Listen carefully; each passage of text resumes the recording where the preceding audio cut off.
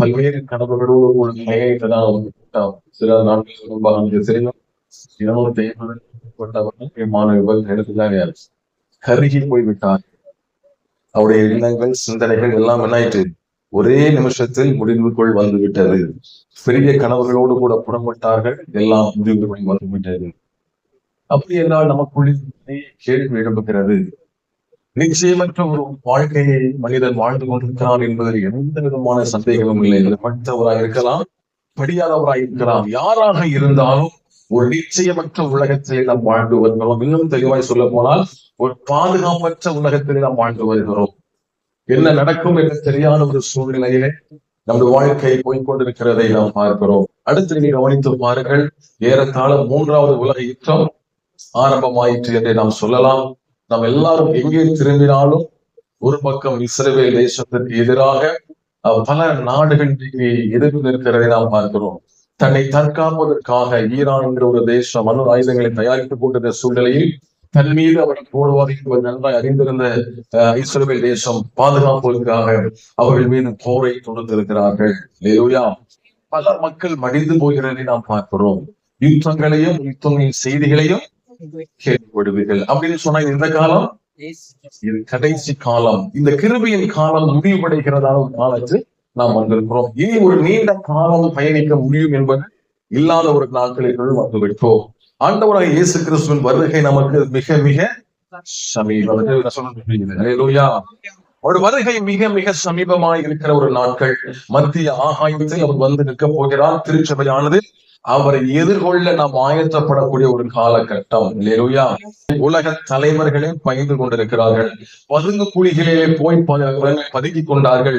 ஈரானாக இருந்தாலும் சரி, இஸ்ரேல் தேசமா இருந்தாலும் சரி, பங்கர்கள் பாதுகாப்பு அரண்களுக்குள்ளே நீங்கள் போய் தங்களை ஒழித்துக் கொள்ளுங்கள் என்று சொல்லுகிறார்கள். சரி, இவைகள் எல்லாம் உண்மையான பாதுகாப்பை கொடுத்து விட முடியுமா?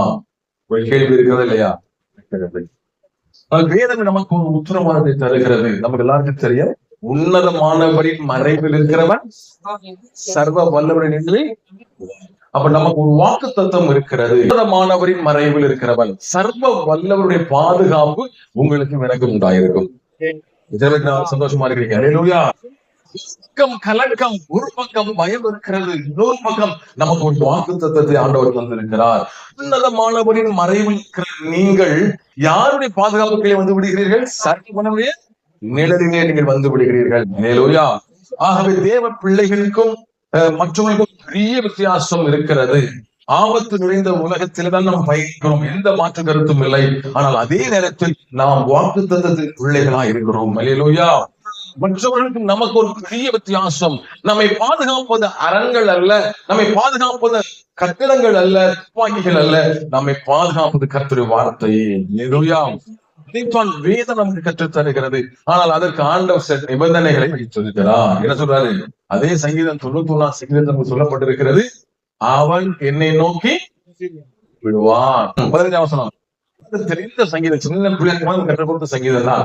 ஆனால் பிராக்டிஸ் பண்ண மறந்து விடுகிறோம். வேதம் என்ன சொல்கிறது? அவன் என்னை நோக்கி விடுவான். அப்ப ஆண்டவர் என்ன சொல்கிறாரு? நீ என்னை நோக்கி கூப்பிடல வேண்டாம், நானே பாதுகாப்பு கொடுத்துருவேன் சொல்லல. அப்படி என்றால் நாம் செய்ய வேண்டிய ஒரு பகுதி ஜெபம். அப்ப யாரை ஆண்டவன் பாதுகாக்க முடியும்?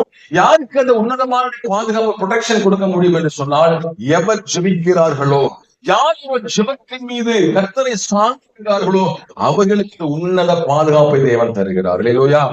அவனை நோக்கி கூப்பிடுவான், நானே அவனோடு இருந்து. வேற யாரும் கூட இருக்கலங்க.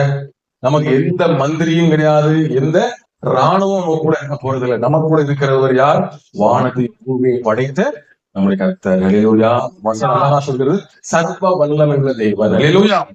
அப்படி சொன்னா ஆண்டவரை நோக்கி நான் கூப்பிடுகிற பொழுது அவர் என்னோட கூட இருக்கிறார், அவர் என்னை தப்பதற்கு போதுமானவராக இருக்கிறார். அல்லேலூயா.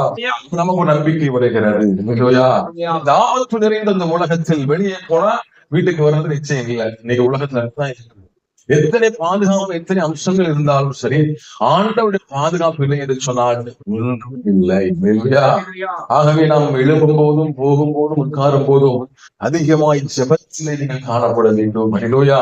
அதனால ஆண்டவர் சொல்றாரு, அவன் என்னை நோக்கி கூப்பிடுவான். அப்ப ஆண்டவர் ஒரு ஃபார்முலா வச்சிருக்கிறாரு. அவர் கிரியை செய்யணும் அப்படின்னு சொன்னா, இன்னைக்கு நிறைய பேர் நாட்டுகள் கேள்வி கேட்கிறாங்க, கடவுள் ஒருவர் இருப்பார் என்று சொன்னால் ஏன் விமானம் பாதுகாக்கப்படவில்லை கேள்வி கேட்கிறாங்க. கரெக்டா? ஆமா, இன்னைக்கு கேள்வி நிறைய பேர் கேட்கிறாங்க, ஏன் இவ்வளவு விபத்துகள், ஏன் இவ்வளவு ஆபத்து சூழ்நிலை இருக்கிறது, சின்ன பிள்ளைகள் என்ன தவறை செஞ்சிருந்தார்களாம், அங்கப்பா போனாரு கடவுளை தேடி பார்த்தீங்க காரணமே பார்த்தா சொல்றீங்கன்னு கேட்கிறாங்க. அப்படின்னா என்ன அர்த்தம்? ஆனால் ஆண்டவர் நம்ம வேதத்தை அறிந்த பிள்ளைகள் நாம் அறிந்திருக்க வேண்டும். ஆண்டவர் கிரியை செய்ய வேண்டும் என்று சொன்னால் அங்கே செப்பம் அவசியம். அல்லேலூயா. பாதுகாப்புக்குள்ளே வர வேண்டும் என்றால் அவரை நோக்கி கூப்பிடுங்கள்.